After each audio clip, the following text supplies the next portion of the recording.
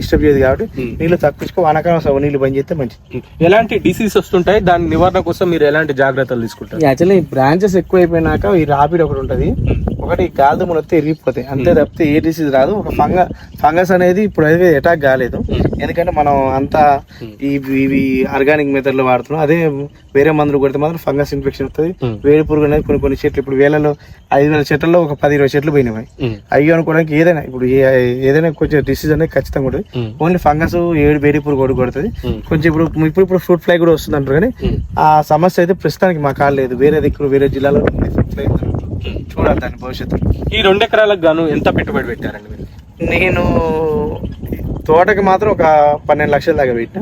తర్వాత ఇక్కడనే నివాసం ఉంటున్నా, ఇక్కడ ఇల్లు కట్టుకున్నా, ఇక్కడనే మొత్తం చుట్టూ ఫినిషింగ్ కానీ అవన్నీ ఎక్సెస్ అమౌంట్ అనమాట. దాదాపు ఎకరానికి తోట పెట్టడానికి మాత్రం 6 లక్షలు 12 లక్షలు. 2 ఎకరాలకు గాను 12 లక్షలు ఖర్చు